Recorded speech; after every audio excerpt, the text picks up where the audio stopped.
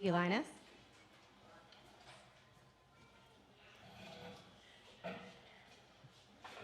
Told my husband we were going to be a sex-positive family. He was like, that's a thing?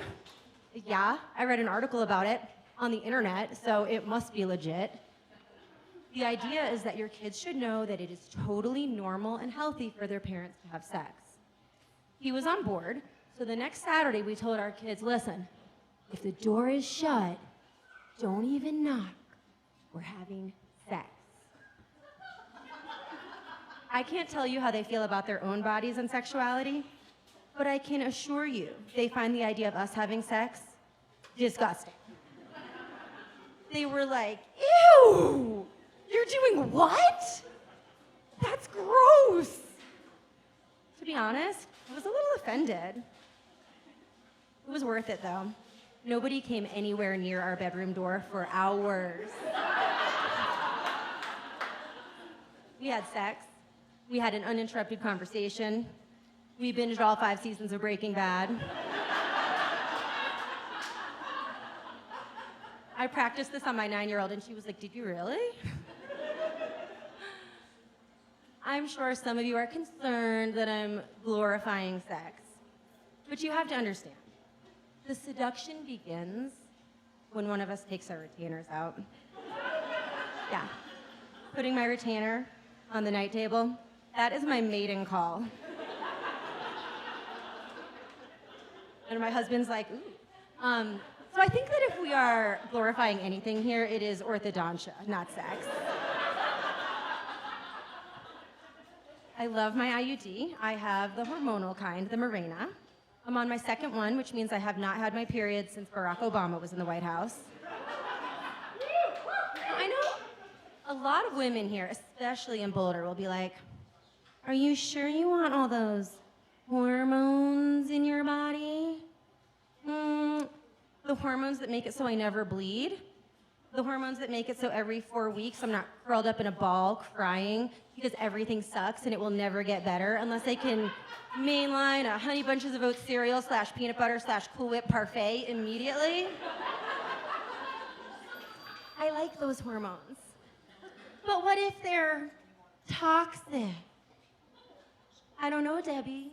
What if judging other people's birth control is toxic? What if having 12 kids I didn't want was toxic? So when I got the IUD, they told me I was gonna need another one in 5 years. Fun fact about me, I'm the type of person who does not remember to take my tampon out before I put a new one in. I know this because I have found a surprise tampon. It's kind of like when you find a $20 bill in your pocket. You're rummaging around and you're like, when did this get here? My lucky day. Except with the tampon, you're like, motherfucker.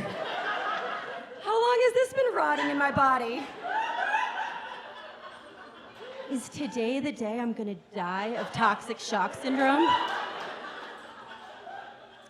Better get my affairs in order. So I can't be trusted to remember what's in my vagina. I'm a very busy woman. So the first thing I did when I left my doctor's office with my brand new IUD was I got out my phone and I entered a new calendar event for 5 years later, replace Mirena. Now my husband and I, we share a Google Calendar. So I invite him to things like girls' nights and bikini waxes, and what I mean is, I'm going. You're staying home with the kids. So he sees this invitation to replace Mirena, and he's like, who is Mirena? And why are we replacing her?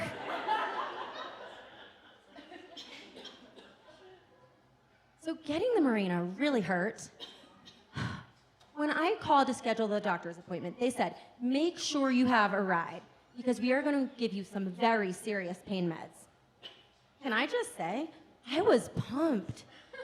At this point, I had a 3.5-year-old and an 18-month-old. So when I heard I was going to have to hire a sitter so I could get my husband to give me a ride to this appointment where I was going to get the good drugs, and have 15 minutes to put my feet up with no one asking me for anything, I was like, yes, please. Screw dinner and the movies. Just lightly sedate me and let me lie down. Maybe I could slip into something a little more comfortable first. Perhaps an assless paper gown. They're about to start the procedure and I have not gotten any meds. And I don't want them to write drug seeking on my chart, but also I'm drug seeking. So I'm like, hey, I love the vibe here.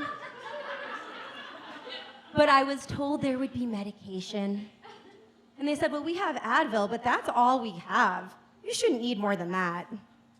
Oh, I needed a lot more than that. An entire opium den, possibly.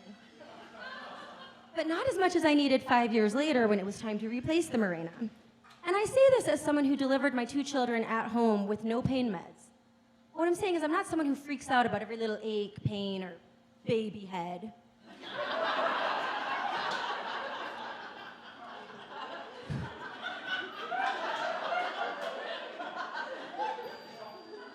So I'm lying on the table, and the nurse is fishing around in my uterus for what feels like an exceptionally long time. When she turns to her assistant and she goes, have you seen the mega extractor?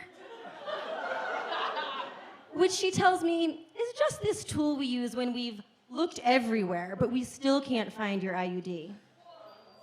I'm not a doctor, but I really feel like if that's a tool you need, your IUD should come with a GPS tracker. Yeah, if this were a true crime podcast, this would have been the part where the police finally agreed to file a missing persons report. If men got IUDs, it wouldn't be this farce, like, make sure you have a ride because you're gonna get the good drugs. Just kidding! Advil for you! You've been through childbirth! No. If men got IUDs, they would schedule their appointments at Children's Hospital, where they would be greeted at the door by hot clowns wearing string bikinis, who would be handing out ice cream cones with Percocet sprinkles. It would be like Disney World without the lines, or at least Casa Bonita. So I read this article about how therapy doesn't necessarily work, and I was like, that is some flat earth bullshit. Do I have any therapy fans here? Okay, all right, all of us troubled people. Therapy has made me a better partner, made me a better parent. And because of therapy, I can use the self-checkout line at the grocery store. It's taken years, but I no longer have to wait in those long lines at King Soopers. They say time is money. I have spent a lot of money with my therapist. She probably has a yacht by now. But can she go through the self-checkout aisle without throwing a tantrum? I can. I used to get so mad when the little machine would be like, place your item in the bag. I'd start muttering under my breath like a psychotic person. It's in the fucking bag. I never felt heard. Then it would continue. Place your item in the bag. Your reaction seems over the top, Pam. Is something showing up for you that you would like to explore? So then I would take the next logical step and start stabbing every single button, hoping to move on without having to, God forbid, call the attendant. Because those 2 words, calling attendant, would immediately turn my logical brain off and I would be driven by instinct alone. As the small adult female gathers organic avocados, unsweetened Simple Truth almond milk, and kale for her family, she senses a threat in the environment. It's weird because I have been trying to get other people to do things for me that I could absolutely do myself, basically my whole life. So this whole, oh my God, no, not the attendant thing, it's very off-brand for me.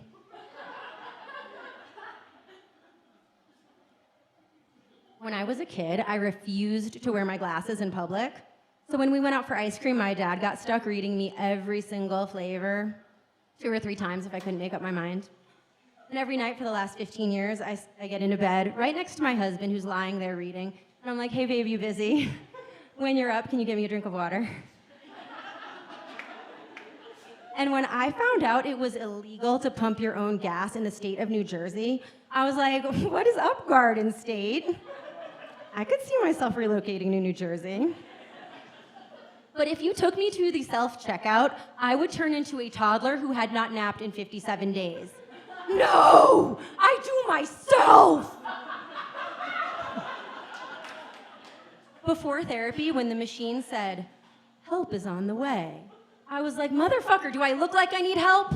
I have a fucking master's degree. And even though I am dying to live in the state of New Jersey so I can sit in my car while someone else pumps my gas, I don't need your help.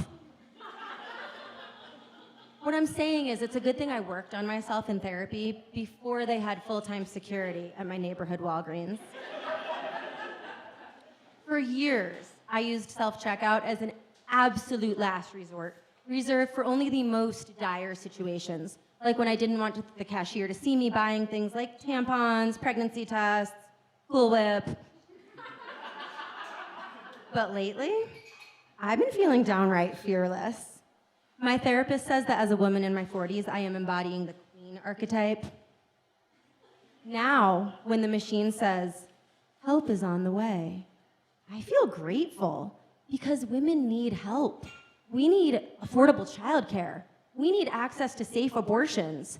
We need people to stop judging our choices to buy Cool Whip and to search Zillow for homes in New Jersey.